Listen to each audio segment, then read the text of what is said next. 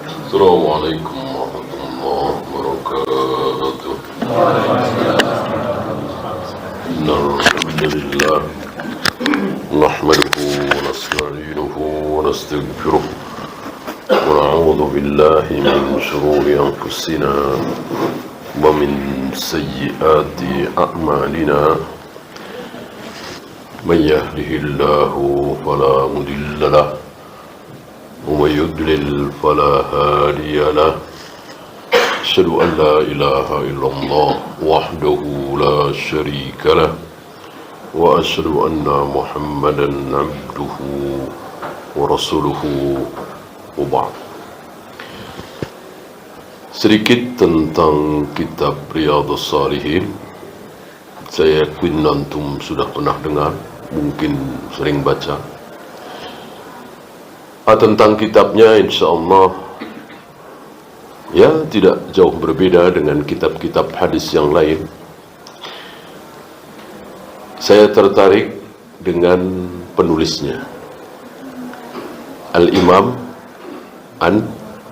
An-Nawawi.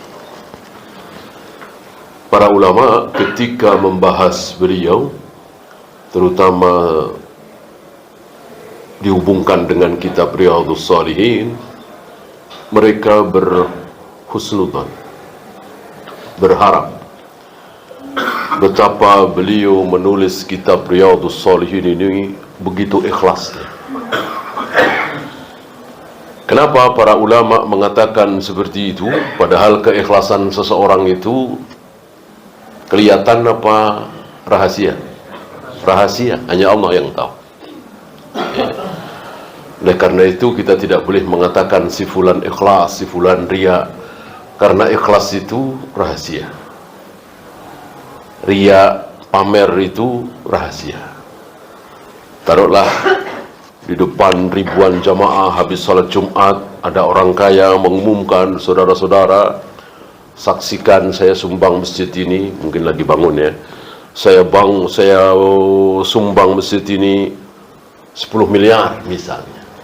Bolehkah kita mengatakan, pamer, riya, ingin dipuji, sombong? Bolehkah? Tidak boleh. Tidak boleh. Bisa pamer, bisa tidak. Bisa riya, bisa tidak. Hanya Allah yang tahu. Dan niat yang bersangkutan tentunya. Kita kan disuruh mengedepankan apa? Husnudzon apa suudzon? Husnudzon. Kecuali terhadap diri kita sendiri. Terhadap diri kita sendiri, kita disuruh mengedepankan apa? Husnudzon apa suudzon? Suudzon. Jangan terlalu husnudzon terhadap diri kita sendiri. Banyak saudara kita terlalu husnudzon terhadap diri sendiri. Ya, dengan mengatakan kalau saya diberi jabatan ini, insya Allah saya mampu. Insya Allah saya amanah. Insya Allah saya tidak tergoda. Insya Allah saya tidak terima suap dan seterusnya. Terlalu husnudzon terhadap diri sendiri. Begitu 2 tahun, 1,5 tahun menjabat, tidak kuat dia, korupsi dia dan seterusnya. Terhadap diri kita sendiri, kita disuruh lebih banyak suudzon. Maka mohon kekuatan kepada Allah. Adapun kepada orang lain, husnudzon. Nah, termasuk para ulama terhadap Imam An-Nawawi ini, husnudzon. Betapa beliau insya Allah ikhlas luar biasa. Dilihat dari mana? Tandanya. Apa? Hampir tidak ada negeri, bukan negeri lagi lah ya, kota atau masjid lah. Hampir tidak ada masjid yang tidak ada kitab Riyadhus Shalihin. Ya. Kalau kitab Fathul Bari, kitab-kitab yang lain, ya banyak yang tidak ada. Kitab Riyadhus Shalihin, hampir tidak ada masjid yang tidak ada kitab Riyadhus Shalihin. Mungkin di masjid yang kita ini ada. Luar biasa. Hampir tidak ada yang tidak kenal kitab Riyadhus Shalihin. Ya. Nah, inilah salah satu tanda keikhlasan seseorang. Berbeda dengan orang yang tidak ikhlas. bukan karena Allah. Begitu bicara, begitu dia datang, gegap gempita. Ribuan kaum muslimin menyambut. Ya. Begitu mati, dilupakan. Udah begitu lupa aja. Kaum muslimin lupa. Dan apa ya? Bekas-bekas beliau apa ya? Tulisannya mana? Terus merubah masyarakat? Enggak juga. Nah, cuman pas beliau tampil di podium, di mimbar, luar biasa.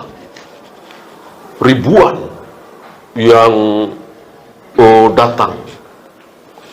Kalau berbicara tentang sesuatu yang menyedihkan, banyak yang menangis. Kalau berbicara yang lucu, banyak yang tertawa, dan seterusnya. Tapi tidak ada bekasnya. Ya. Sebelum ada dia, riba di mana-mana. Setelah dia tampil itu, riba tetap di mana-mana. Gitu. Ketika dia belum tampil, judi asuransi di mana-mana. Ketika dia tampil, tetap ada di mana-mana. Syirik di mana-mana, bid'ah tetap di mana-mana. Gitu. Berbeda dengan orang yang ikhlas. Ketika tampil, barangkali tidak banyak yang datang. Bahkan yang ada cacian makian. Ya. Begitu 10 tahun, 10 tahun, 20 tahun, banyak yang meninggalkan syirik gara-gara dia.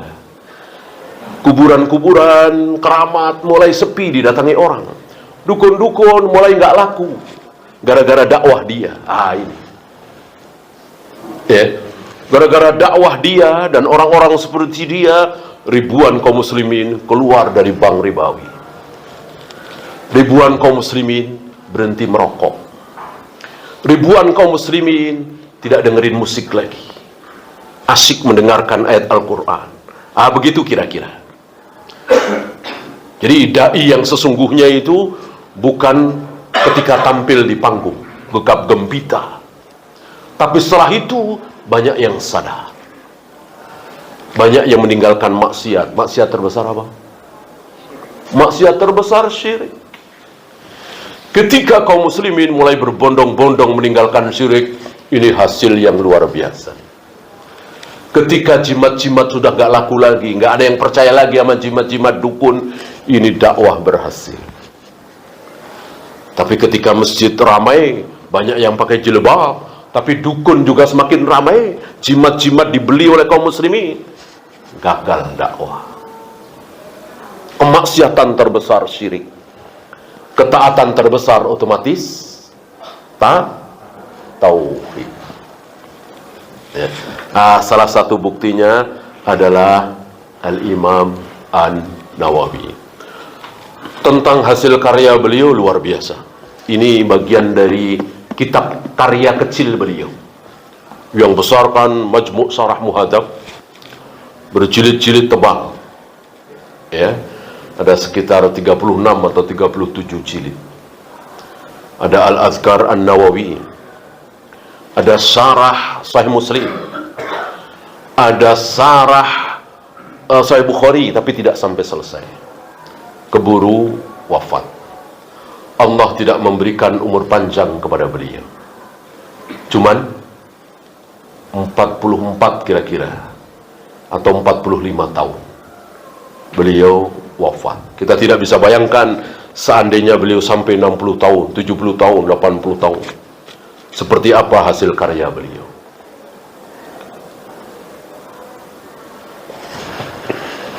Dan tidak sempat menikah. Ya. Ini pun sama, kita harus husnudzon.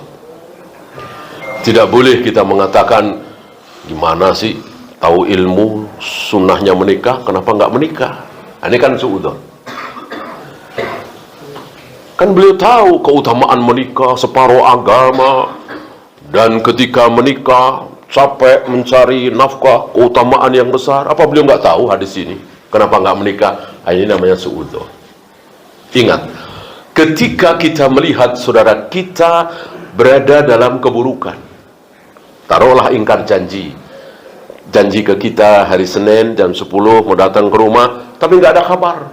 Dihubungi nggak bisa. Kita disuruh bikin Kita disuruh bikin 100 apa? 100 kemungkinan. Oh, mungkin HP-nya kecebur, mungkin HP-nya dicuri orang, mungkin dia sakit, nggak bisa ngabarin, mungkin begitu. Agar hati kita tidak terkotori. Ya. Ketika kita kecewa dengan seseorang, maka kita bikin 100 kemungkinan, dan 100-nya itu baik. Udzur. Termasuk apa yang terjadi pada diri beliau. Ya tentu kita tidak tahu. Ya, mungkin saking miskinnya, kan luar biasa kemiskinan beliau. Karena beliau tidak terima tunjangan dari negara. Jadi ada kisah unik. Jadi waktu itu penguasa tersinggung. Penguasa tersinggung dengan fatwa beliau. Panjang kisah ini. Intinya penguasa tersinggung dengan fatwa beliau.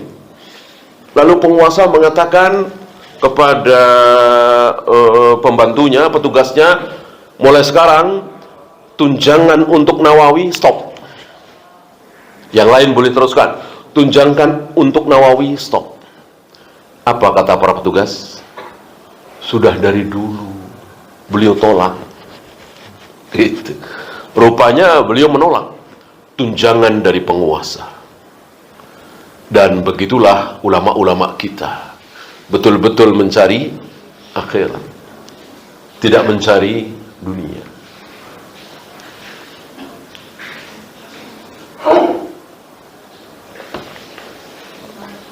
Tapi jangan lupa, ini tambahan ilmu bagi kita, ada beberapa ulama yang sampai wafat tidak menikah.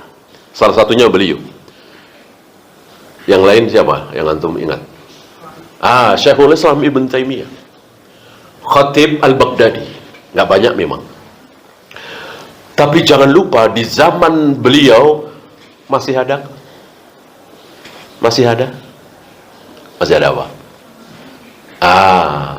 Masih ada perbudakan.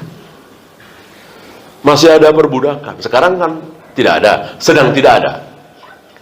Nanti entah tahun berapa, 2000 berapa atau 3000, kita yakin dengan sabda Nabi, perbudakan itu akan muncul kembali. Dan yang akan jadi budak siapa? Yang akan menjadi budak siapa? Kaum kafirin. Yang akan memperbudak siapa? Kaum muslimin. Kita tidak ragu dengan sabda Nabi alaihi salatu wassalam ketika dites oleh Jibril tentang pertanyaan akhbirni anil Islam, akhbirni anil iman, akhbirni anil ihsan, dan seterusnya. Salah satunya bertanya tentang tanda-tanda dekatnya hari kiamat. Beliau menjawab, antalidal amatu rabbataha. Menjelang dekatnya hari kiamat itu, banyak budak-budak perempuan melahirkan tuannya. Dan dijelaskan oleh para imam apa maksud hadis ini.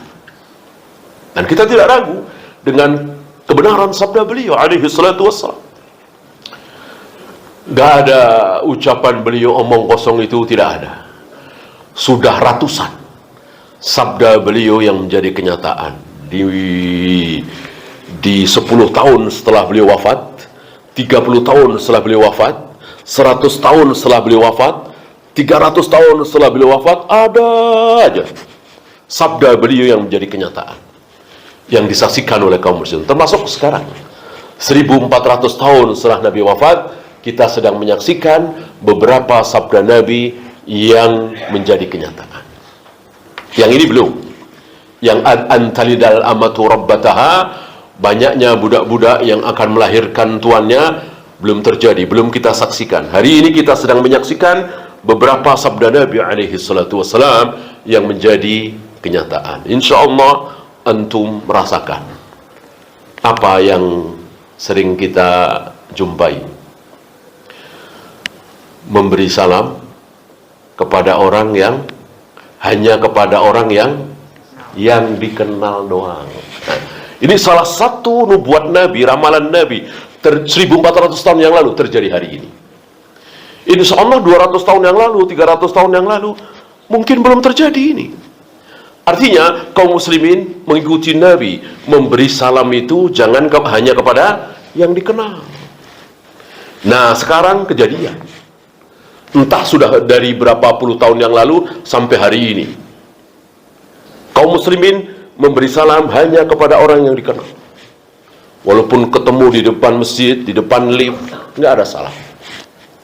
Padahal sabda Nabi alaihi salatu wassalam, "Afsus salam ila man arafta wa man lam ta'rif." Kepada orang yang engkau kenal dan kepada orang yang tidak engkau kenal.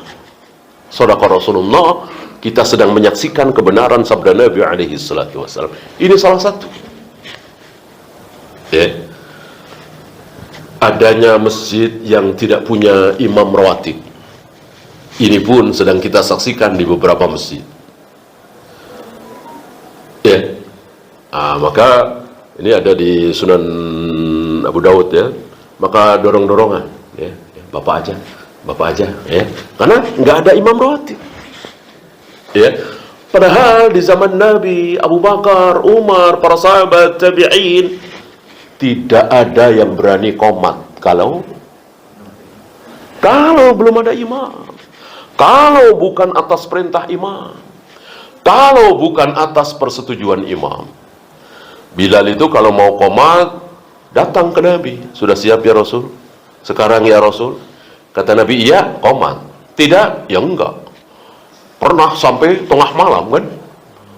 Pernah sampai tengah malam, salat isya, belum pada salat isya. Dengan sabarnya mereka menunggu Nabi keluar. Dan begitu pula ketika Nabi wafat, kaum muslimin dipimpin oleh Abu Bakar, nggak ada Bilal ibnu Ummi Maktum berani qomat sebelum atas perintah Abu Bakar. Begitu pula Umar dan seterusnya. Lihat hari ini apa yang disabdakan oleh Nabi sedang kita saksikan. Bahkan sebagian masjid bukan nunggu imam nyuruh ya, tapi nunggu ada suara ya, suara tit tit ya, kalah imam sama suara begitu. Padahal imam udah siap dari tadi ya kan, udah tengok kiri kanan mungkin mau apa, imam berkuasa. Ini nunggu suara iya kan. Bahkan ketika suara langsung qomat, padahal imamnya masih sholat tahiyatul masjid misalnya, atau qobliyah misalnya. Ini buruk. Dan masih ada beberapa lagi. Sabda Nabi yang sedang kita saksikan hari ini, yang mungkin 300 tahun yang lalu, 400 tahun yang lalu belum kita saksikan. Salah satunya nisa'un kasiyatun ariyatun mumilatun. Ada wanita yang berpakaian tapi telanjang, berjalan melenggak-lenggok, rambutnya seperti punuk unta. Mungkin 400 tahun yang lalu, 500 tahun yang lalu belum kita saksikan adegan ini, pemandangan ini. Sekarang sedang kita saksikan. Wanita-wanita yang berjalan melenggak-lenggok. Dan jalannya itu berbeda dengan jalan dia sehari-hari. Ketika di atas panggung itu, berpakaian tapi telanjang. Pakai pakaian tidak telanjang bulat, tapi lehernya kelihatan, rambutnya kelihatan, setengah pahanya, kadang-kadang betisnya kelihatan ya. Dan wanita seperti ini kata Nabi tidak akan mencium bau surga. Waliyadzubillah, na'udzubillah min dzalik.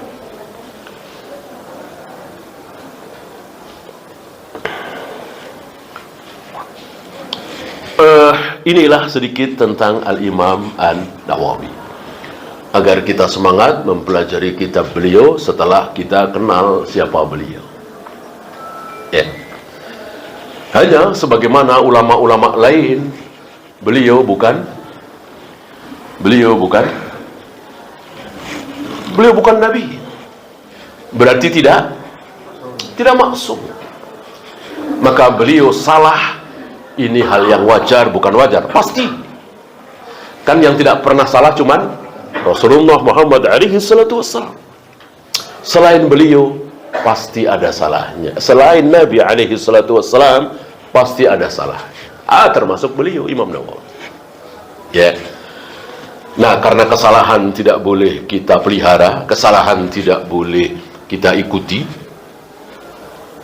maka ada baiknya kita sedikit mengetahui kesalahan beliau, ketergelinciran. Bukan masalah syahwat ya. Kalau syahwat nggak boleh dibahas. Misalnya ada seorang ulama kok, misalnya ya,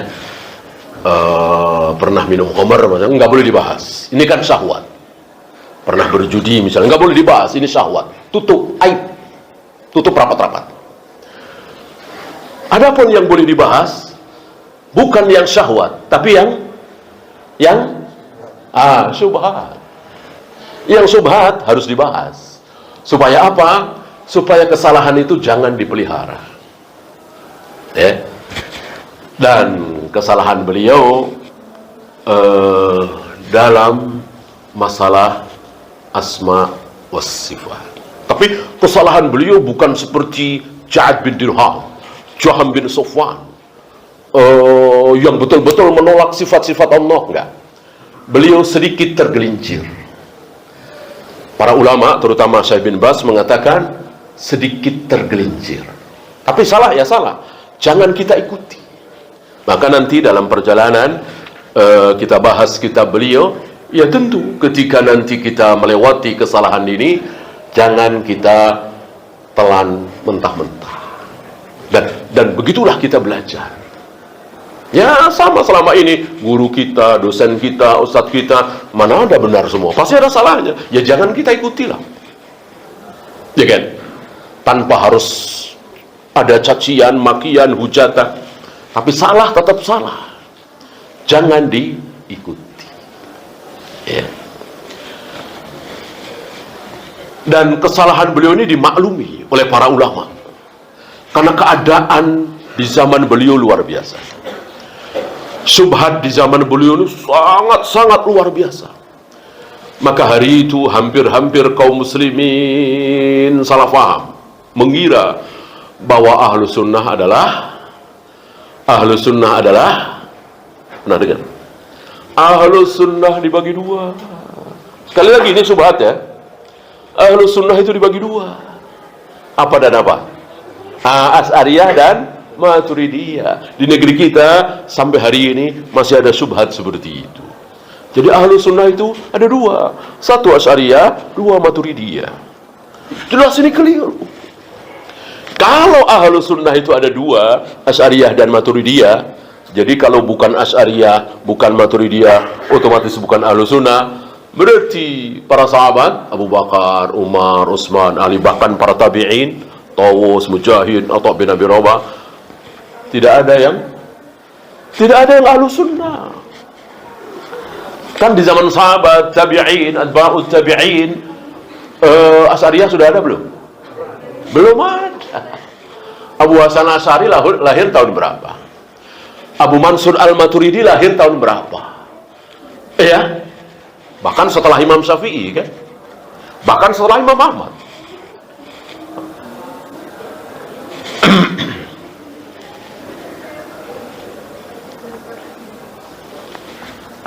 Maka ini sebuah kesalahan bahwa ahlu sunnah dibagi dua, yaitu Asy'ariyah dan Maturidiyah. Ini keliru. Ahlu sunnah satu.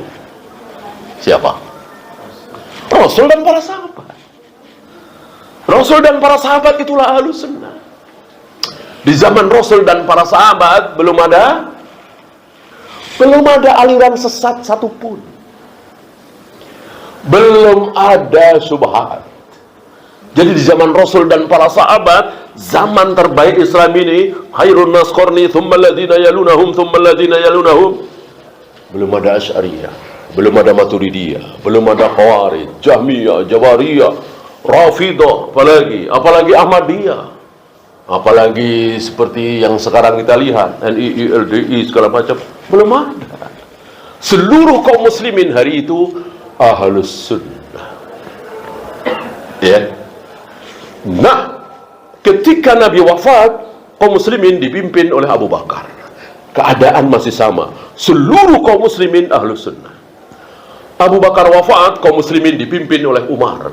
Keadaan masih sama. Seluruh kaum muslimin ahlus sunnah. Umar wafat, ketika 3 hari setelah Umar ditusuk dari belakang saat beliau mengimami salat subuh. Ditusuk oleh seorang majusi, budak dari Mughirah bin Syu'bah bernama Abu Lu'lu'. 3 hari setelah itu beliau wafat. Nah, sehari, 2 hari, sebulan, 2 bulan, setahun, 2 bulan, kaum muslimin pecah jadi 2. Muslim ya, bukan kafir, muslim. Kaum muslimin pecah jadi 2. Kaum muslimin menjadi 2. Sebelum Umar terbunuh, seluruh kaum muslimin satu, ahlu sunnah. Ketika Umar terbunuh, kaum muslimin terpecah jadi 2. Ada 2 macam. Dua-duanya muslim, dua-duanya akan masuk surga. Tetapi yang satu ini ke neraka dulu. Adapun ahlu sunnah, insya Allah langsung. Nah, apa 2 kelompok kaum muslimin itu ketika Umar sudah terbunuh? Ahlu sunnah jelas, ini mayoritas. Satu lagi, Khawarij, aliran sesat pertama. Pecah Islam jadi 2. Di zaman siapa? Ketika Umar terbunuh, berarti kaum muslimin dipimpin oleh Utsman. Itu muncul Khawarij. Tapi karena Khawarij ini belum berulah, belum membantai satu keluarga Abdullah bin Khabbab bin Arad, belum menumpahkan darah sesama muslim, maka oleh Utsman dibiarkan. Ketika mereka sudah mulai berulah, yaitu di zaman Ali bin Abi Thalib, dihabisi oleh Ali bin Abi Thalib. Kalau Abu Bakar, Umar, Utsman selama ini mengirimkan pasukan muslim ke negeri-negeri kafir untuk berdakwah, mengajak mereka masuk Islam. Kalau tidak mau nggak apa-apa, tapi bayar jizyah. Nggak mau juga bayar jizyah, diperangi. Adapun di zaman Ali bin Abi Thalib, mandek. Sengaja Ali tidak mengirimkan pasukan muslim ke negeri-negeri kafir. Kenapa? Karena beliau konsentrasi ke dalam. Yaitu apa istilah kita, ada duri dalam daging. Silangkan dulu duri ini. Yaitu aliran sesat pertama, Khawarij. Ya. Nah, kembali ke Al-Imam An-Nawawi.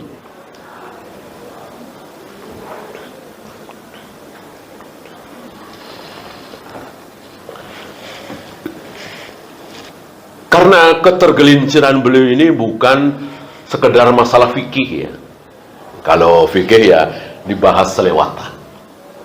Kalau fikih enggak ada orang yang enggak penasaran. Pasti ada ya. Ya kita hitung saja. Ya kalau Imam Syafi'i, Imam Malik itu kan masih ada di atasnya, langsung yang di atasnya. Kalau beliau salah itu hal yang wajar sekali. Dan itu sudah ketahuan.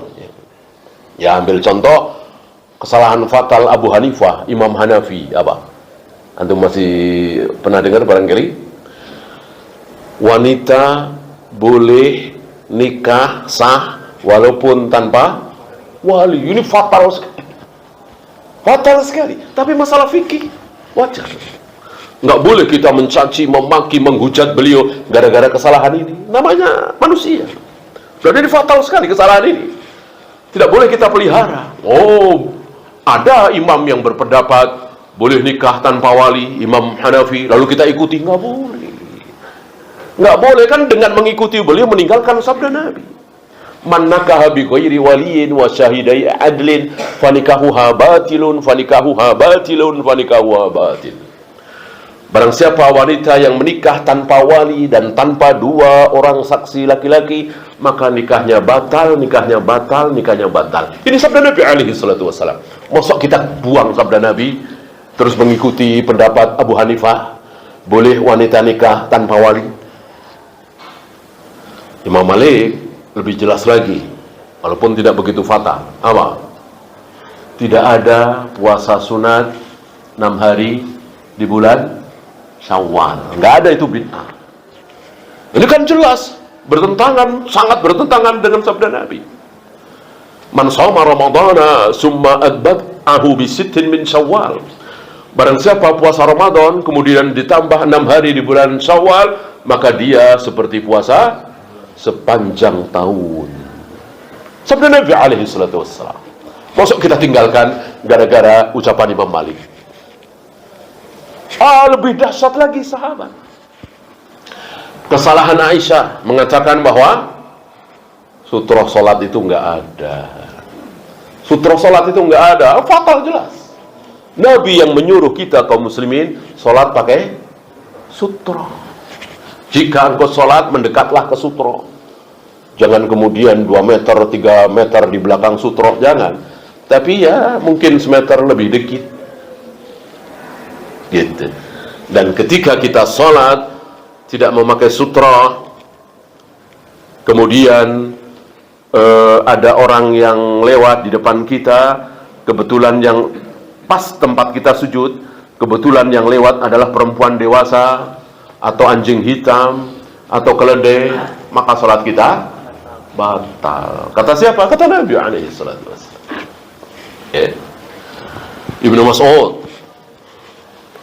yang habrul ummah ini, ulamanya umat ini, pernah salah mengatakan bahwa dalam masalah nikah dengan wanita ahlul kitab yang Allah dan Rasulnya menghalalkan, beliau mengharamkan. Ya. Ibnu Umar pernah salah dalam masalah mandi junub. Jadi wanita itu kalau mandi junub harus basah semua, seluruh rambutnya harus basah semua. Nah, jelas ini keliru.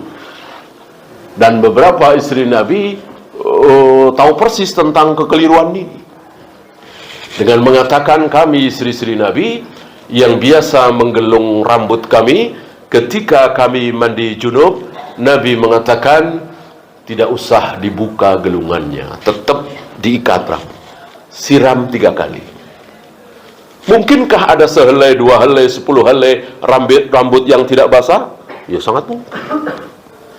Bagaimana Ibnu Umar mengatakan harus basah semua? Ya, sampai Aisyah mengatakan suruh Ibnu Umar untuk memerintahkan kepada para wanita untuk menggunduli rambutnya saja kalau begitu, untuk menghilangkan syubhat ini. Ya. Utsman pernah safar tidak mengqashar salat. Ini sebuah kesalahan. Bahkan lebih dahsyat lagi, manusia termulia di umat ini, manusia termulia di umat Islam ini setelah Rasulullah alaihi salatu wassalam, siapa? Abu Bakar dan Umar. Itu pernah salah dengan kesalahan cukup fatal, yaitu mengatakan tidak ada haji tamattu. Ini fatal. Padahal yang menyuruh haji tamattu siapa? Nabi alaihi salatu wassalam. Inilah Allah ingin menampakkan bahwa selain Muhammad Rasulullah SAW pasti pernah salah. Gitu. Maka tidak akan pernah kita jumpai seorang alim sekali bersiapapun, mau Imam Syafi'i, Imam Bukhari, yang belum pernah salah dalam hidupnya. Ya. Disinilah betapa tercelanya taklid. Apapun yang terjadi saya ikut beliau. Beliau guru saya, beliau syekh saya, beliau ulama saya. Dari alif sampai ya, dari takbir sampai salam saya ikut beliau. Bolehkah? Tidak boleh. Tidak boleh taklid buta seperti itu. Ikutilah Rasulullah SAW lewat beliau gitu. Artinya dalam perjalanannya bisa saja beliau tergelincir. Ya, Rasulullah cuman 2 rakaat, dia 4 rakaat. Ya tentu kita ikut Rasulullah tanpa harus mencaci maki beliau. Gitu ya. Ya, mungkin untuk pertemuan pertama kita belum masuk ke hadisnya. Mungkin nanti kita awali dari bab ikhlas ya. Ini luar biasa, beliau, pemahaman beliau luar biasa, menunjukkan bahwa keikhlasan ini merupakan syarat. Karena nanti bab kedua, bab ketiga, bab keempat, bab kelima sia-sia, nggak ada gunanya. Kalau bab satu ini nggak lulus, artinya tidak ikhlas. Ya, antum sholat, antum puasa, persis seperti cara Nabi. Persis dari takbir sampai salam, persis seperti sunnah Nabi. Tapi tidak ikhlas. Bukan karena Allah. Diterima apa nol? Nol. Ya, bahkan dosa. Bahkan dosa. Kalau sekedar nol, ya mungkin nggak terlalu masalah. Ini dosa. Dosa. Riya itu dosa. Tidak ikhlas padahal kita beribadah, dosa. Maka bab pertama ini mengajak kita untuk ikhlas.